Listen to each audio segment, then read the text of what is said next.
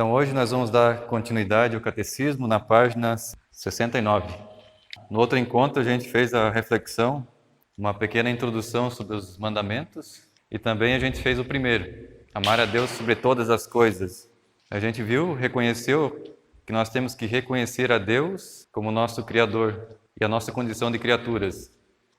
Ele tem o direito dele e nós temos nossos deveres enquanto criatura. Um dever que é natural, é intrínseco à nossa condição. Não é nada imposto como se fosse de fora, né? É algo interno. E nesse primeiro mandamento, a gente vai fazer um pequeno resumo. A gente viu que há 4 condições. Nós precisamos reconhecer a Deus como Ele é, o que Ele é de fato, que é o Criador, que nós somos totalmente dependentes dEle. A gente conhece e reconhece. O que se faz com o conhecimento de Deus? É como nós vamos nos comportar a partir do conhecimento que nós temos. É a nossa atitude, reconhecer. Depois nós adoramos e amamos e servimos a Deus. E ele vai falar aqui de algumas condições que ferem esse primeiro mandamento, que é o sacrilégio, a idolatria, a superstição e as heresias. E também invocação de espíritos, né? Consultar espíritas e outros tipos de atividades assim que invocam seres espirituais. Também falamos sobre as imagens, sobre a relíquia dos santos, sobre o culto a Deus e o culto aos santos, no primeiro mandamento. E hoje nós vamos começar o segundo mandamento da lei de Deus, que é não tomar o santo nome de Deus em vão. É um mandamento que está diretamente ligado a esse primeiro, que é amar a Deus sobre todas as coisas. Os 3 primeiros mandamentos que a gente vai estudar, que estão na primeira tábua de pedra que Moisés recebeu, que ele recebeu 2. Na primeira tábua tinha só 3 mandamentos, que eram direcionados a Deus, que é amar a Deus sobre todas as coisas, não tomar o nome de Deus em vão e guardar os domingos. No caso deles, no Antigo Testamento, era o sábado. E nós estamos agora no segundo mandamento da lei de Deus, que é não tomar o nome de Deus em vão. Esses 3 mandamentos, eles estão diretamente ligados ao que se chama temor de Deus. Quando a pessoa perde o temor de Deus, ela provavelmente não vai respeitar nenhum dos mandamentos. Ela não vai respeitar o nome de Deus, não vai amar a Deus sobre todas as coisas e, em decorrência, não vai respeitar nenhum dos 10 mandamentos. Porque falta essa base.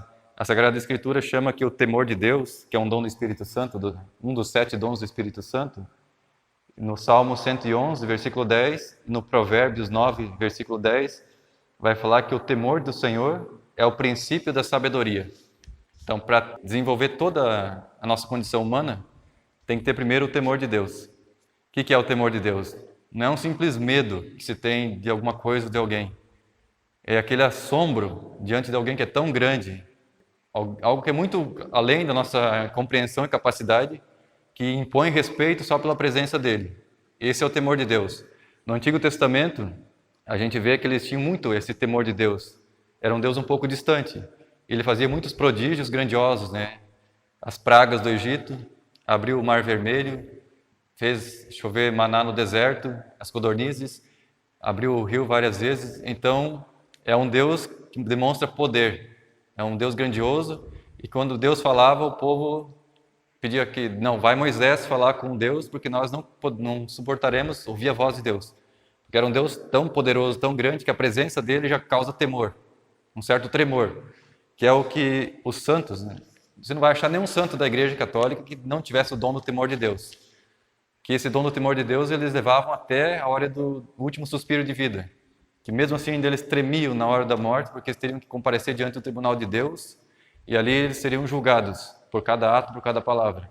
Então, mesmo tendo esse amor de Deus tão forte na alma deles, que levou eles a ser heróis da fé, eles chegavam ao fim da vida com esse temor, um certo tremor. Diz que Santo Afonso Maria de Ligório teve também essa tentação na hora da morte. Foi um grande santo, um doutor da igreja. Mas quando chegou na hora da morte, ele precisou que as pessoas rezassem por ele, porque ele estava em uma tentação muito grande na fé. Então, o temor de Deus é essa base. Assim como a humildade é a base da vida espiritual, o temor de Deus também é como se fosse o substrato onde nós edificamos a nossa fé. Se você não tem o temor de Deus, você não vai respeitar Deus, você vai zombar de Deus, você vai fazer piadas e todo tipo de... comete todos os pecados, porque você não tem aquela reverência, aquele assombro diante de alguém que é muito grande. Infelizmente, a nossa sociedade hoje despreza Deus, né? porque perdeu o temor de Deus. É a base da sabedoria. E uma sociedade que não tem temor de Deus não é uma sociedade sábia. Por isso que a nossa sociedade está tão perdida, né? Desorientada. Então, esse segundo mandamento aqui vai falar justamente sobre isso. O temor de Deus que está presente em todos os mandamentos. No número 372, vai começar a falar sobre os mandamentos. Que nos proíbe o segundo mandamento, não tomar seu santo nome em vão. O segundo mandamento, não tomar seu santo nome em vão, proíbe-nos, primeiro, pronunciar o nome de Deus sem respeito. Segundo, blasfemar contra Deus, contra a Santíssima Virgem ou contra os santos. Terceiro, fazer juramentos falsos ou desnecessários, ou proibidos desta ou daquela maneira. Então aqui, São Pio X vai falar de 3 situações em que o nome de Deus é desrespeitado, que não é santificado. Primeiro, quando falta respeito. Segundo, quando há blasfêmia. E terceiro, quando você faz juramentos ou promessas falsas, né? Não baseadas na verdade. Então aqui ele vai falar de cada uma dessas 3 situações. Aqui no 373, continuando. O que quer dizer pronunciar o nome de Deus sem respeito? Pronunciar o nome de Deus sem respeito quer dizer pronunciar esse santo nome e tudo o que se refere de modo especial ao próprio Deus, como o nome de Jesus Cristo, de Maria e dos santos, com ira, por escárnio ou de outro modo pouco reverente. O que nós vemos então nesse ponto 373 é que não é só diretamente dirigido a Deus, né? Pode ser também quando se zomba de um santo, da Virgem Maria, dos sacerdotes, que são pessoas consagradas a Deus, que deram a vida para Deus, apesar de ter seus pecados, seus defeitos. Quando se ofende aquelas pessoas que são consagradas, você está ofendendo o próprio Criador. É como se você pegasse, um pedreiro. O cara vai, constrói, dá o melhor dele, faz uma casa, aí chega alguém e zomba da casa que ele construiu. Você acaba ofendendo a pessoa que fez. Da mesma forma que Deus, ele fez os santos, fez a Virgem Maria, é tudo obra dele. A partir do momento que você ofende Nossa Senhora, ofende os santos, ofende os sacerdotes, você está ofendendo diretamente ao Criador, que é aquele que consagrou. Então, a ofensa às pessoas consagradas e a obra dele é a mesma coisa que ofender o próprio Deus, e ele se sente ofendido. E aí, qual que é a situação, então? Questão de ira, então, xingar, blasfemar, né? Escarnecer, zombarias. Hoje a gente vê muita zombaria na questão de fé. Aquela porta dos fundos, né? Gosta de fazer bastante zombaria com a fé católica, com Virgem Maria, com Jesus. São todos escárnios, são todos eles pecados contra o santo nome de Deus. Vou pegar uma citação do Evangelho, em Mateus capítulo 12, versículo 36 e 37. Jesus vai dizer assim: eu vos digo, no dia do juízo, os homens prestarão contas de toda a palavra vã que tiverem proferido. É por tuas palavras que serás justificado ou condenado. Jesus falando, cada palavra vã, inútil, que a gente profere durante a vida, no dia a dia, no dia do julgamento, todas essas palavras vão estar diante do trono de Deus e nós vamos prestar contas de cada palavra. E ela vai ser causa de justificação, de salvação ou de condenação para o inferno. Então, cada palavra vai ter um peso muito grande, né? As palavras são muito fortes, têm poder. E o ponto 374, página 69, ponto 374. O que é a blasfêmia? A blasfêmia é um pecado horrível que consiste em palavras ou atos de desprezo ou maldição contra Deus, contra a Virgem, contra os santos ou contra as coisas santas. A blasfêmia, então, é uma palavra de maldição, né? Falar mal, maldizer o nome de Deus ou das coisas santas. Também atos de desprezo. A gente vê muito na internet hoje em dia, pessoas que escarnecem das imagens de Nossa Senhora, quebram, profanam a igreja, sacrários. Todas essas são questões de blasfêmia, de desprezo, de maldição contra Deus e contra os seus santos e anjos, né? Aqui, em questão de blasfêmia, hoje em dia a gente não leva muito em conta. Mas vamos resgatar um pouco as origens, como era visto isso na Bíblia, a gente vai ver que era um pecado dos mais graves que existia no Antigo Testamento. Eu peguei algumas passagens, estamos começando aqui no Evangelho, Mateus capítulo 12, versículo 31. Jesus falando, né? Por esse motivo eu digo a vocês, todo pecado e blasfêmia serão perdoados aos homens, mas a blasfêmia contra o Espírito Santo não será perdoada. O que vem a ser, então, segundo os santos da igreja, os doutores, o que seria esse pecado contra o Espírito Santo, essa blasfêmia? Primeira coisa, desespero da salvação. A pessoa acha que ela é tão pecadora que Deus não vai perdoar ela. Ela submete a misericórdia de Deus ao pecado dela, como se o pecado dela fosse maior que a misericórdia de Deus. Então ela está se excluindo da salvação. Pecado contra o Espírito Santo. Segundo pecado, presunção de salvação sem merecimento. É aquela pessoa que zomba da justiça, né? Deus é misericordioso, Deus é amor, e eu vivo do jeito que eu achar que devo viver, e no fim eu estou salvo. É a pessoa que é presunçosa. Ela meio que zomba da justiça divina, como se não tivesse julgamento depois, que ela não tivesse que prestar contas pelos atos que ela cometeu na vida. Terceiro pecado contra o Espírito Santo, negar a verdade conhecida. A partir do momento que a pessoa toma consciência de que aquilo que a palavra de Deus diz que é a verdade, nós reconhecemos pela autoridade de quem falou, foi Jesus, não foi qualquer ser humano, não foi Buda, não foi Maomé, foi o próprio Deus que se encarnou e falou, é verdade. A minha verdade tem que se submeter à palavra de Jesus. Se ele fala que casar 2 vezes é adultério, que é pecado grave, eu tenho que submeter, mesmo que eu acho que talvez na minha cabeça não seja. Mas a partir do momento que eu reconheço que ele é Deus, ele tem a autoridade de criador, e ele criou todas as coisas, a partir desse momento eu tenho que submeter a minha inteligência, a minha opinião, à opinião de Jesus.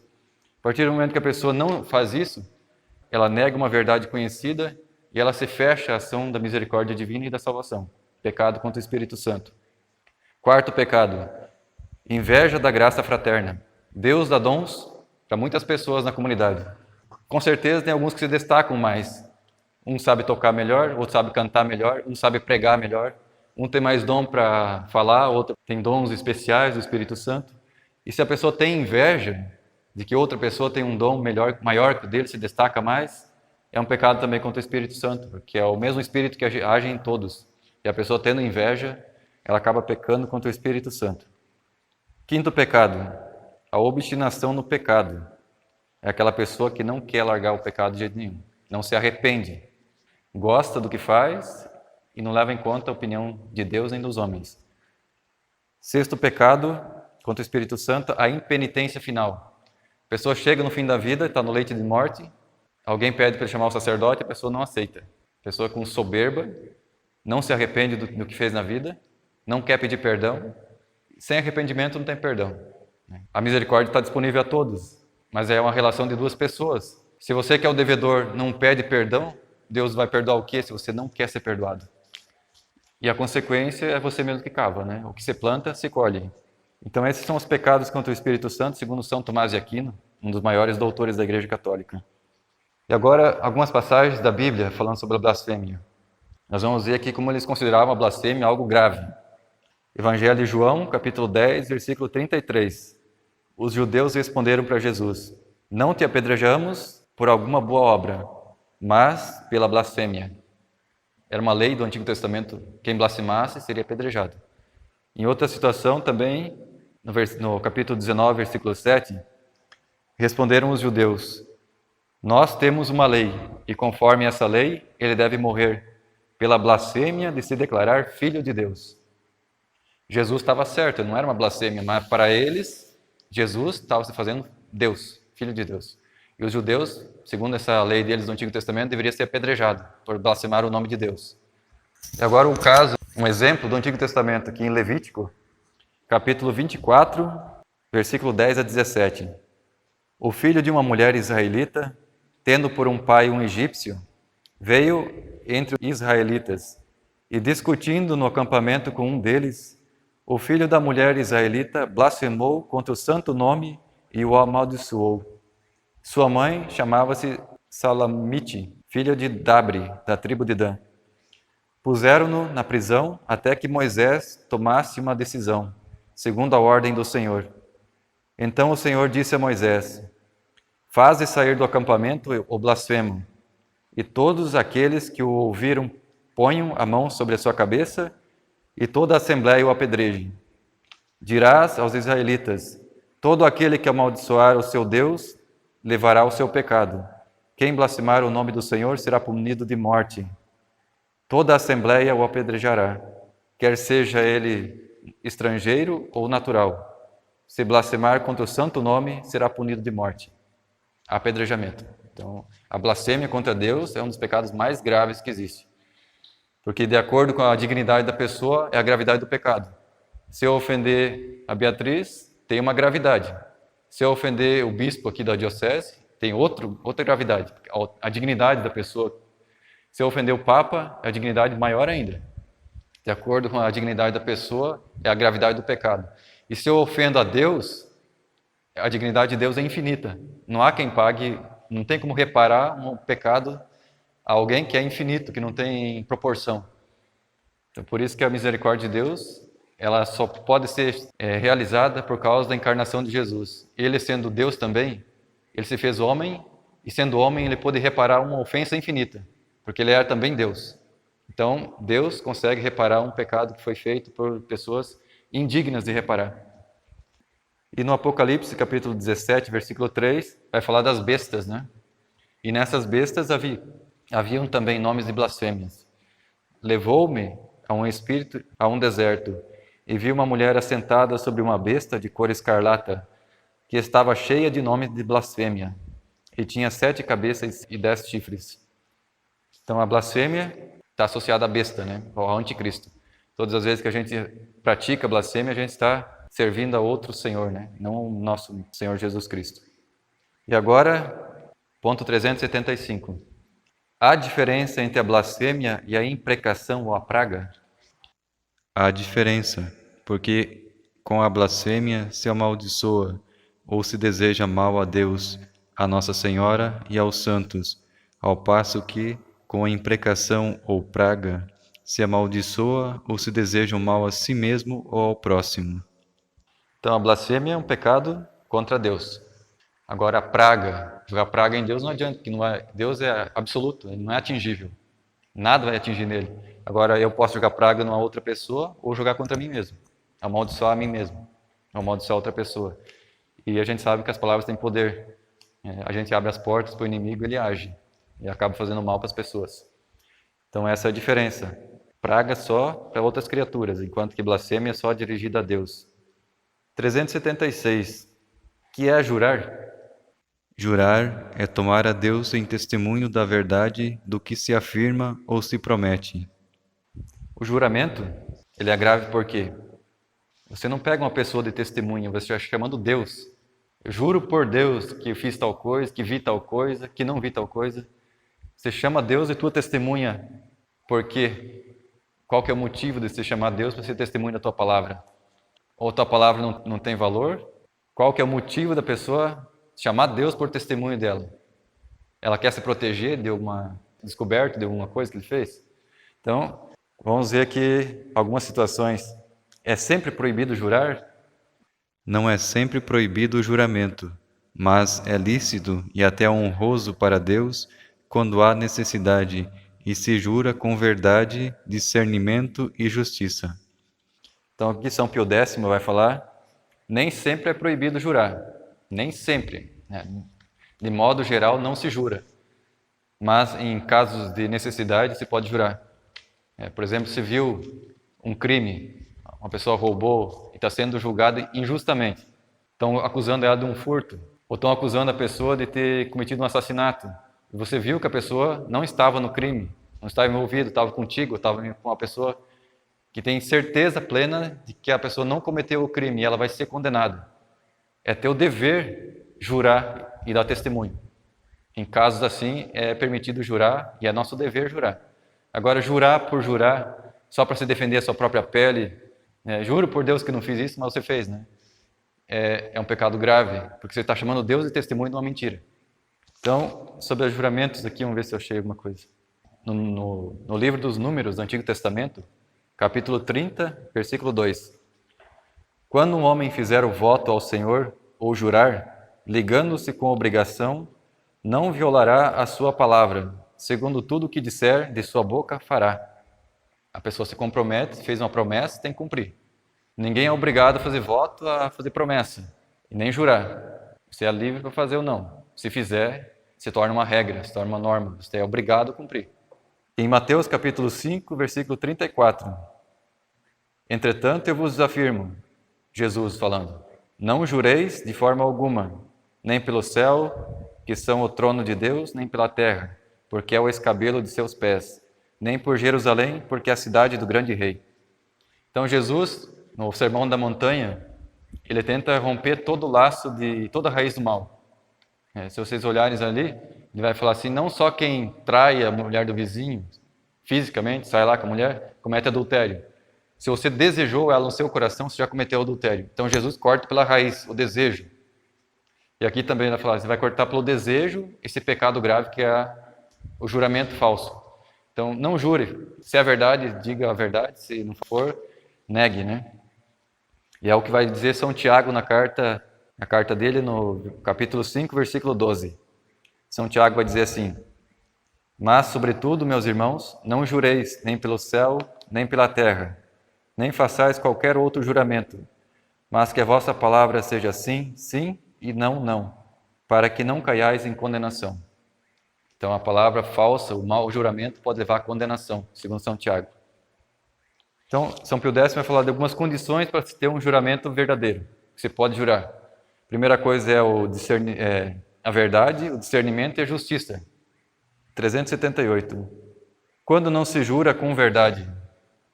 Quando se afirma com juramento o que se sabe ou se julga falso, e quando com juramento se promete o que não se tem a intenção de cumprir. A pessoa sabe que não aconteceu daquela forma, e a pessoa usa o juramento para se defender e livrar a própria pele. Está usando uma mentira, está chamando Deus por testemunha de uma mentira. Ele que é a verdade, sendo testemunha tua, ensina uma mentira. Para que você engane outra pessoa. Então é muito grave, você está mentindo. Ou quando você faz uma promessa, mas você não vai cumprir. Eu juro que vou te ajudar a fazer tal coisa. Prometo que vou, juro por Deus que vou te ajudar a fazer tal coisa. O cara não quer fazer isso, não vai fazer. Também é um pecado grave. 379. Quando não se jura com discernimento. Quando se jura sem prudência, nem madura ponderação, ou por coisas de pequena importância. Não ter discernimento é o quê? A pessoa não analisar a situação. Aquele negócio da balança, né? Ponderar todas as situações. Esse meu ato vai trazer qual consequência? Qual que é a melhor ação a se tomar? Qual é a melhor, qual é a menor, menos importante? Ter aquele discernimento é ter hierarquia de valores, o que produz menos mal ou melhor. Escolher sempre o mal menor ou o maior bem possível. E a pessoa, quando ela não analisa direito a situação e acaba fazendo juramentos que não vai cumprir. A pessoa não pensa na situação, faz promessas muito grandes e depois não tem capacidade e força para realizar. Então, a pessoa não tem discernimento, não tem inteligência, não pensou no assunto, não refletiu. 380. Quando não se jura com justiça. Quando se jura fazer uma coisa que não é justa ou permitida, como jurar vingar-se, roubar ou outras coisas parecidas. Ela está jurando fazer uma coisa que não é boa, né?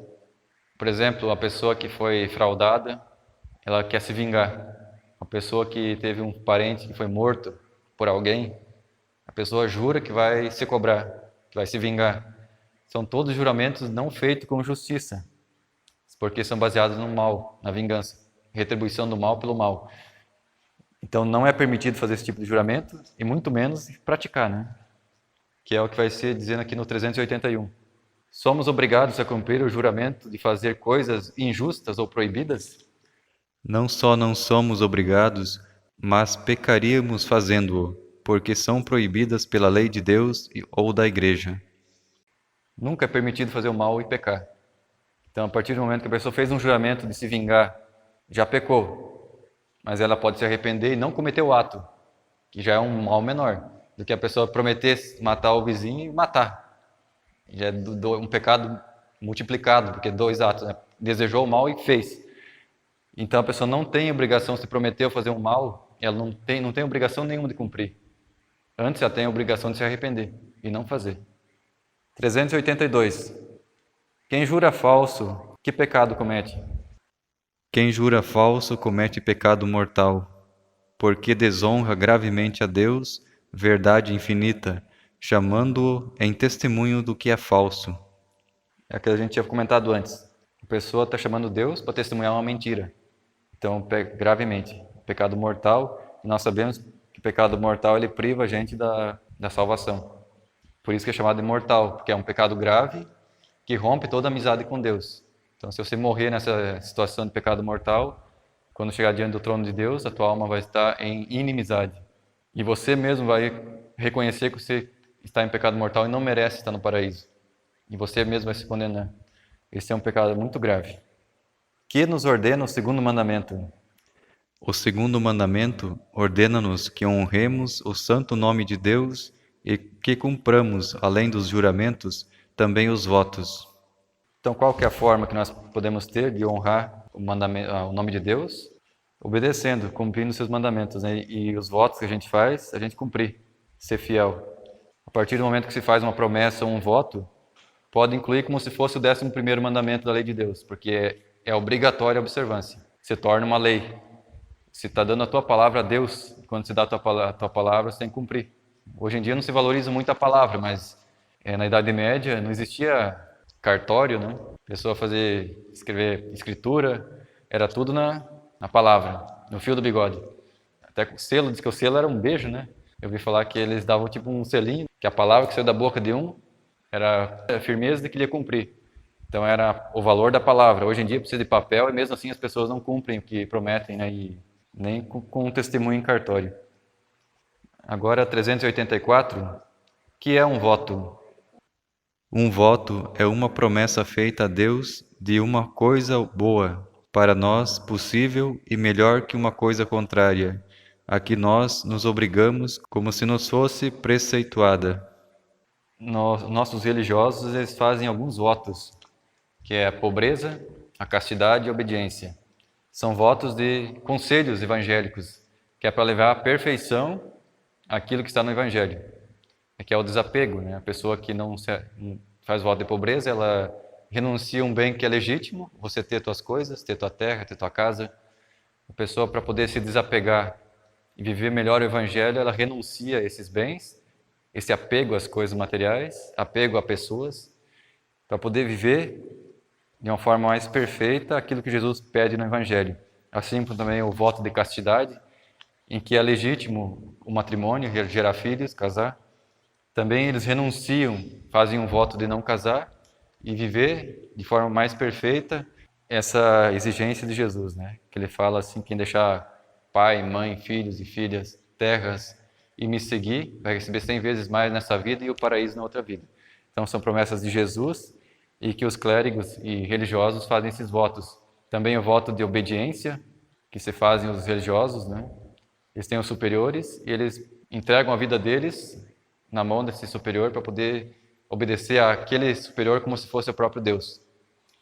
Tem outros votos também de estabilidade, tem uns que fazem voto de não comer carne, tem vários tipos de votos, né? Mas são promessas também que a pessoa tem que cumprir. A partir do momento que ela se compromete, tem que realizar. 385. Se a observância do voto se nos tornasse de todo ou em parte muito difícil, o que haveria de fazer? Podia-se pedir a comutação ou a dispensa ao bispo próprio, ou ao sumo pontífice, conforme a qualidade do voto.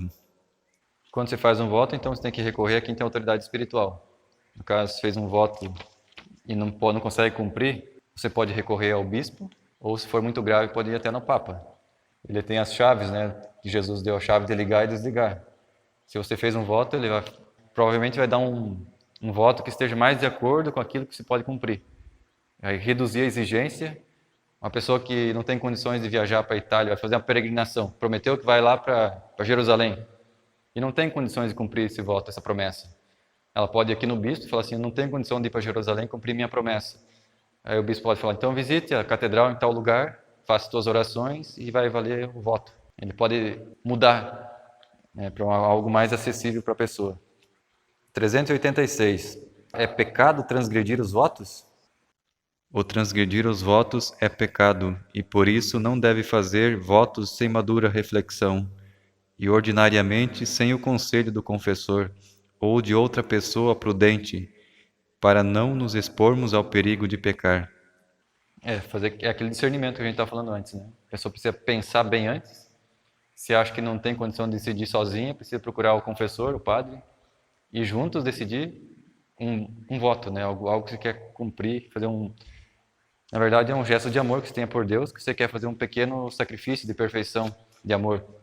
Então, é preciso ter um bom discernimento para não se perder no meio do caminho, não ter forças, né? É como aquela parábola de Jesus, que é o cara que sentou para construir a casa e não analisou, começou a construir e não teve dinheiro para acabar. Ele passa vergonha porque não chegou ao final da obra, né? Então é preciso sentar e analisar se tem condições de concluir aquilo que se começou. A mesma coisa com os votos. Se você não tem condição de cumprir, não faça.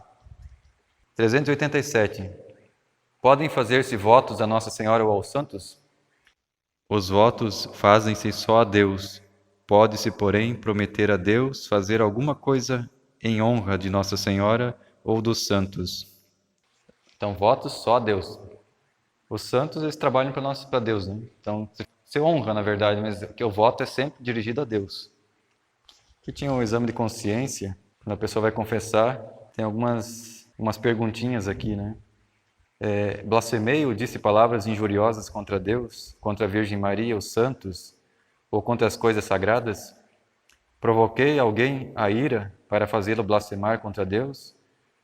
Fiz algum voto, promessa ou juramento a Deus e deixei de cumpri-lo por própria culpa? Amaldiçoei outra pessoa, criatura ou a mim mesmo? Uso o nome de Deus para coisas sem importância, para por medo dos outros? É mais ou menos aquilo que a gente vem discutindo, né? Agora vamos ver o terceiro mandamento da lei de Deus. Esse terceiro é praticamente a forma de viver os dois primeiros, né? O amor a Deus e o respeito ao nome dele. O terceiro mandamento vai falar da observância dos dias santos, dos dias de guarda. Que nos ordena o terceiro mandamento, guardar domingos e festas? O terceiro mandamento, guardar domingos e festas, ordena-nos que honremos a Deus com obras de culto nos dias de festa. São os dias santos que nós honramos a Deus. 389. Quais são os dias de festa? Na antiga lei, eram os sábados e outros dias particularmente solenes para os povos judeus. Na lei nova, são os domingos e outras festividades estabelecidas pela Igreja.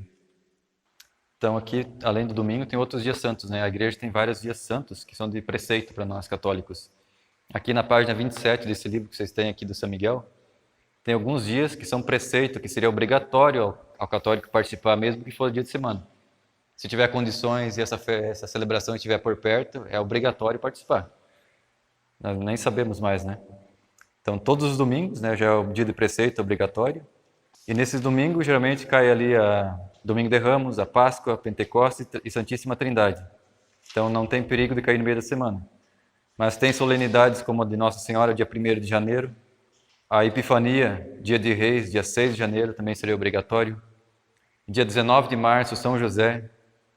Ascensão de Jesus ao céu na sexta semana da Páscoa, Corpus Christi, São Pedro e São Paulo, 29 de junho, 1º de novembro, Todos os Santos, 15 de agosto, Assunção de Nossa Senhora, 8 de dezembro, a Imaculada Conceição e o Natal, 25 de dezembro, que são festas que muitas vezes não caem no domingo e é obrigatório. Pela lei da Igreja, são dias de festa de preceitos, além do domingo. E não participar seria pecado mortal, mas a gente nem sempre tem acesso às celebrações, né? Porque hoje em dia está bem difícil ter uma celebração no meio de semana e não tem padre e as coisas são bem difíceis, né? 390. Por que na lei nova se guarda o domingo e não o sábado? O domingo, que significa dia do Senhor, substitui o sábado, porque foi em dia de domingo que nosso Senhor Jesus Cristo ressuscitou. Então, a mudança que hoje em dia tem os adventistas, né? Eles guardam sábado e não domingo, eles estão no Antigo Testamento ainda. Enquanto que na igreja houve essa mudança no Novo Testamento. O primeiro dia da semana foi o dia que Deus começou a criação no Antigo Testamento, tem a narração do Gênesis. E lá, dessa primeira criação, veio o pecado com Adão. O primeiro Adão e a primeira Eva. A segunda criação veio no primeiro dia da semana novamente. Só que agora o novo Adão e a nova Eva, que é Nossa Senhora, Jesus e Maria, eles vão dar início a uma nova criação. Aquela primeira levou ao pecado, essa segunda vem a redenção. Quando Jesus fala a Nicodemos que quem não nascer da água e do Espírito, quem não nascer de novo, não entrará no reino de Deus, é quem não passar para esse segundo nascimento, para essa nova criação. Assim como o Antigo Testamento ele era a promessa, e o Novo Testamento é o cumprimento da promessa com Jesus, também a história está toda voltada para Cristo. E ele faz uma nova criação a partir dele mesmo, tanto que ele escolhe 12 novos apóstolos, né? Que no Antigo Testamento tinha 12 tribos. E ele escolhe 12 apóstolos para dar início à nova igreja, que é a igreja do novo reino, né? No reino de Deus. Então aqui algumas passagens então da Escritura, que vai falar sobre o primeiro dia da semana, que é o domingo, que os cristãos observam. Não é mais o judaísmo, é cristianismo agora. Atos dos Apóstolos, capítulo 20, versículo 7. No primeiro dia da semana, estando nós reunidos para a fração do pão, a missa, a Eucaristia. Em Apocalipse, capítulo 1, versículo 10, São João vai falar assim: no dia do Senhor, domingo, fui movido pelo Espírito. Em 1 Coríntios, capítulo 16, versículo 2, São Paulo, apóstolo, confirma que a coleta do culto era feita no primeiro dia da semana, domingo. Dizia ele assim: no primeiro dia da semana, cada um de vós ponha de parte o que tiver podido poupar, para que não esperem a minha chegada para fazer a coleta. E seguindo agora, alguns escritos que não estão na Bíblia, mas que são dos cristãos dos primeiros séculos, que dão testemunho de que os cristãos no começo da igreja, eles guardavam o domingo e não o sábado. A Epístola de Barnabé, que foi escrito no ano 74. São João estava vivo ainda, evangelista. Não tinha escrito nem o Apocalipse ainda. Então Barnabé vai falar assim: guardamos o 8º dia, o domingo, com alegria, o dia em que Jesus levantou-se dos mortos. Também Santo Inácio de Antioquia, que é do ano 107, que foi mártir também no Coliseu de Roma, era bispo da igreja primitiva. Ele escreveu uma carta aos Magnésios e dizia assim: aqueles que viviam segundo a ordem antiga das coisas voltaram-se para a nova esperança, não mais observando o sábado, mas sim o dia do Senhor, no qual a nossa vida foi abençoada, por ele e por sua morte. Também São Justino, do ano 165, que foi mártir. Ele escreveu uma obra de apologia, de defesa da fé, e ele dizia assim: reunimo-nos todos os dias do sol, porque é o primeiro dia após o sábado dos judeus, mas também é o primeiro dia em que Deus, extraindo da matéria as trevas, criou o mundo, e nesse mesmo dia Jesus Cristo, nosso Salvador, ressuscitou dentre os mortos. São Jerônimo, 420, foi um confessor e doutor da igreja. Ele dizia assim: o dia do Senhor, o dia da ressurreição, o dia dos cristãos, é o nosso dia. Por isso se chama dia do Senhor. Foi nesse dia que o Senhor subiu vitorioso para junto do Pai. Se os pagãos o denominam dia do sol, também nós o confessamos de bom grado, pois hoje levantou-se a luz do mundo. Hoje apareceu o sol da justiça, cujos raios trazem a salvação. E São Paulo, voltando à Bíblia, em Colossenses, capítulo 2, versículo 16, ele fala assim: ninguém, pois, vos critique por causa de comida ou bebida, ou espécies de festas, ou de luas novas, ou de sábados. Tudo isso não é mais do que sombra do que deveria vir. A realidade é Cristo. Então todos nós sabemos que os judeus, eles não podiam comer carne de porco, eles tinham um monte de regras de comida, que não podiam comer animais. E nos Atos dos Apóstolos, quando São Pedro tem aquela visão de que vinha uma toalha cheia de animais impuros dentro, né? E subia e descia, e ali Deus revelando que nenhum alimento era impuro, assim como os pagãos não eram impuros para receber o batismo e se tornar cristãos. E quais são então essas festas que São Paulo fala que não devem mais levar em conta, porque a nova lei agora é Cristo? Os judeus tinham várias festas durante o ano. Eles tinham a Páscoa, junto com os ázimos, que comemorava a saída do Egito, da escravidão. Tinha a festa das primícias, que eram as primeiras colheitas, os primeiros frutos da terra eles consagravam a Deus, levavam para o templo. Depois tinha a festa das colheitas, tinha a festa das semanas e Pentecostes, tinha a festa das trombetas, que era do ano novo, tinha o dia da expiação dos pecados, tinha a festa dos tabernáculos, das cabanas, a santa convocação, que era no final do ano, a festa de Purim, os sábados, a lua nova, que era o início do mês, o mês era lunar, todo o início de lua fazia uma festa, então.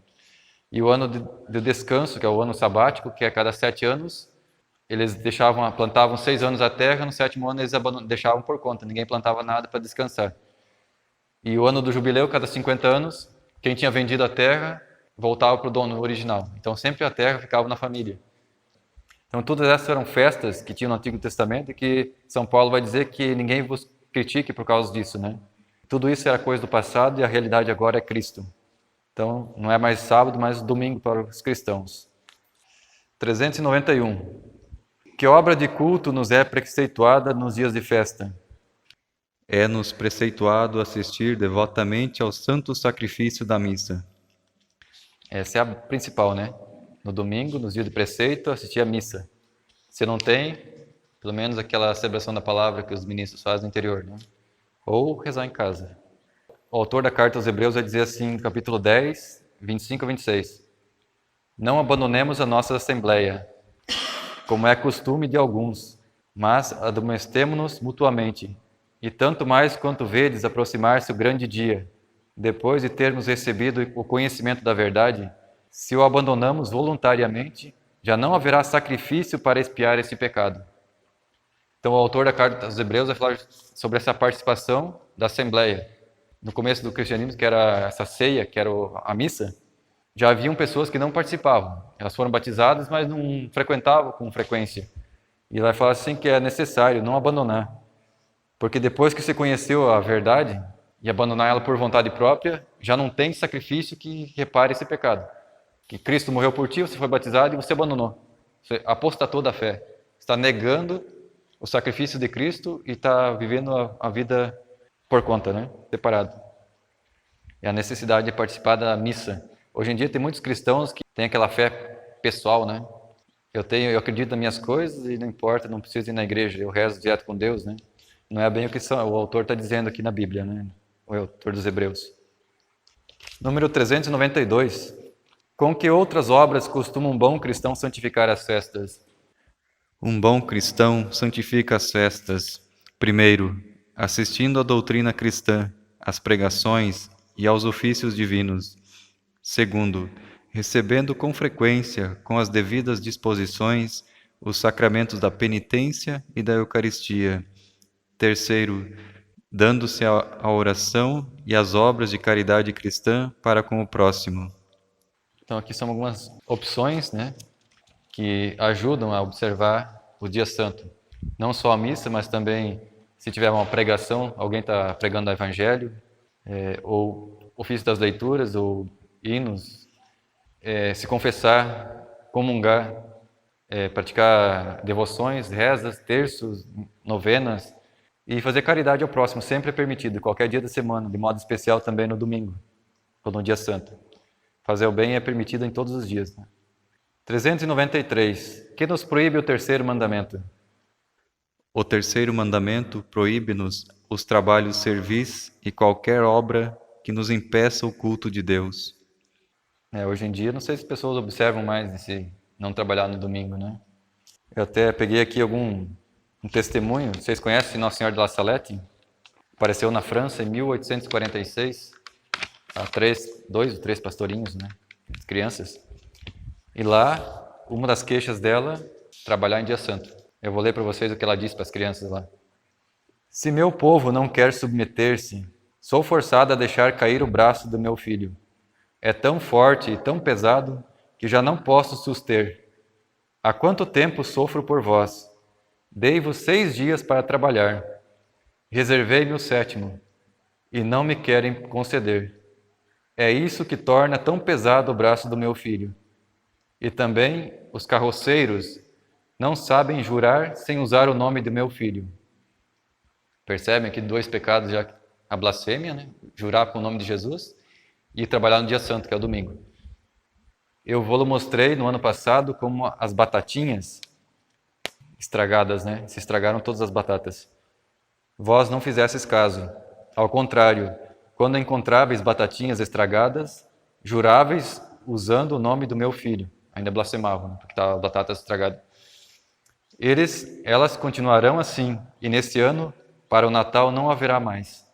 Se converterem, as pedras e os rochedos se transformarão em montões de trigo.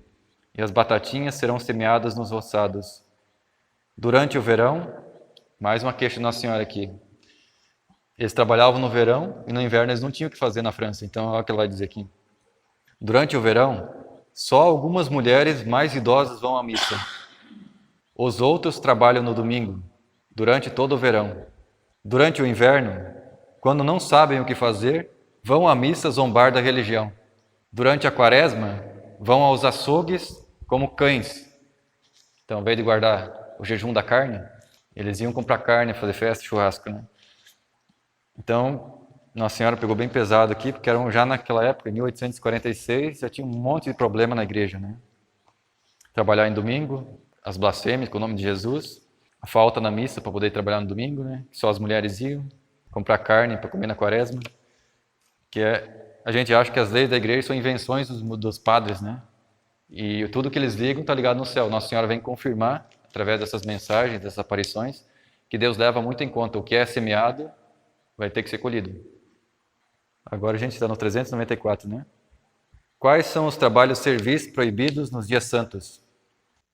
Os trabalhos servis proibidos nos dias santos são os trabalhos chamados manuais, isto é, aqueles trabalhos materiais em que tem parte mais o corpo do que o espírito, como os que ordinariamente são próprios dos servidores, dos operários e dos artífices.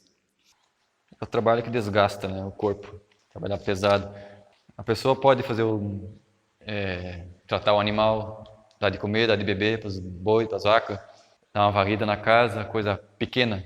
Agora, a partir do momento que o cara pega o arado e se mete o dia inteiro no domingo lavrar, ou vai fazer um outro trabalho que exige esforço, que toma o dia inteiro, pega a enxada, vai carpir o dia inteiro no domingo, aí já não é necessário, porque a pessoa não tem necessidade de fazer isso no domingo, pode fazer no outro dia. Então já está desrespeitando, está pecando contra o preceito do domingo. 395. Que pecado se comete trabalhando no dia santo? Trabalhando em dia santo, comete-se pecado mortal. Não obstante, não há culpa grave se o trabalho dura pouco tempo. Se for uma coisa curta, né? Precisa fazer um pequeno trabalho de meia hora, vai lá e faz, pronto, né? Cortar um pasto ligeiro para dar para a vaca. Agora o cara tirar o dia para trabalhar, daí não está consagrando. Você não está observando aquele primeiro mandamento lá, amar a Deus sobre todas as coisas. Você está colocando a vaca, o teu trabalho, o teu dinheiro, alguma coisa acima de Deus. É o dízimo do tempo, né? Que a Nossa Senhora falou, deu 6 dias para trabalhar, só deixou um dia para ele, para você prestar um culto, assim, se dedicar, para você descansar, para você rezar. E mesmo assim a pessoa não faz isso. Não há nenhum trabalho servil que seja permitido nos dias santos? Nos dias santos são permitidos aqueles trabalhos que são necessários à vida ou ao serviço de Deus, e os que se fazem por uma causa grave, pedindo licença, se possível, ao próprio pároco. Tem profissões que não tem muita escolha. Quem trabalha na saúde, policiais, né? Não tem como, uma hora ou outra você vai ser escalado para trabalhar no... Quando você não pode ir, você fala com o padre para ver o que ele orienta.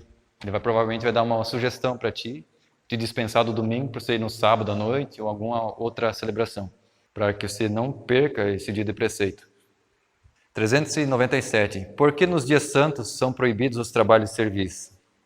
São proibidos nos dias santos os trabalhos servis, a fim de que possamos melhor dedicar-nos ao culto divino e à salvação da nossa alma, e para repousar das nossas fadigas. Por isso não é proibido entregar-se ao divertimento honesto. Tem múltiplas funções, então, né? Não só o culto a Deus, mas também um dia de descansar, de repousar. Senão vira escravo do próprio trabalho. A pessoa vive em função da questão material, corporal, e não se dedica à salvação da própria alma, que é o que importa, na verdade, né? Deus não vai pedir assim quanto você colheu de fumo, quantos bois você criou, ele vai pedir o que você fez de caridade, o que você cuidou da tua alma, das tuas pessoas que vivem contigo. Então, aqui, quando fala de divertimentos honestos que pode fazer no domingo, eu peguei do livro de São Francisco de Sales, Filoteia. Ele orienta, ele é um bispo que viveu no ano 1550, por aí. Ele dá bastante conselhos a pessoas que queriam viver a vida católica assim mais devotamente. Então ele vai falar um pouco sobre divertimentos assim no domingo. Ele vai falar assim: passear para espairecer um pouco divertir-se numa conversação animada e agradável, tocar piano ou um outro instrumento, cantar com acompanhamento, ir à caça, pesca. Todos esses são divertimentos tão honestos que para tomar parte neles basta a prudência vulgar, que regra todas as coisas segundo a ordem, o lugar e a medida conveniente. Os jogos, como os jogos de bola, de balões, de malhas, de argolinhas, xadrez e de damas, todas essas recreações são em si honestas. Só o que se deve evitar é perder muito tempo. Se dás muito tempo ao jogo, já não é um divertimento, mas fica sendo uma ocupação, de modo que, em vez de aliviar o espírito e o corpo, sai-se do jogo cansado e estafado.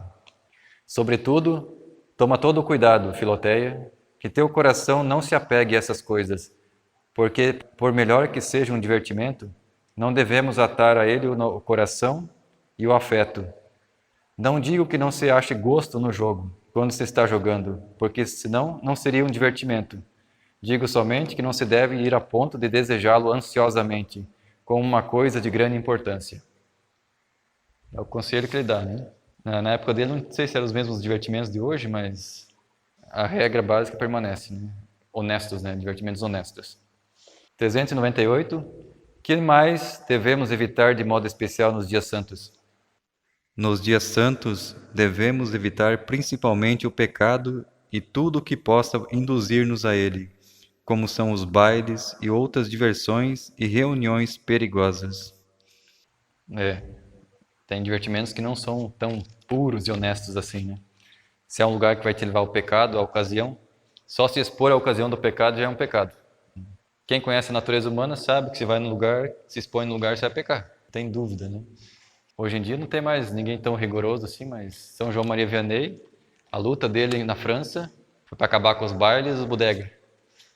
E conseguiu, converteu a aldeia inteira, até fechar todos os bares, os bailes. E foi um santo que ele viveu na época de Nossa Senhora de La Salette. Ele morreu em 1860, acho, 59. E aqui, no Equador, Nossa Senhora apareceu em Quito, a uma mulher que era abadesa de um convento, concepcionista de Quito. Ela apareceu ali em 1610, 150 anos do Vianney nascer lá na França. E ela falou ali em Quito que Deus estava preparando um exemplo e modelo de sacerdote para os sacerdotes futuros, né? Que seria o João Maria Vianney na França. Então, ela, 150 anos, ela já falou que Vianney era um modelo para ser seguido.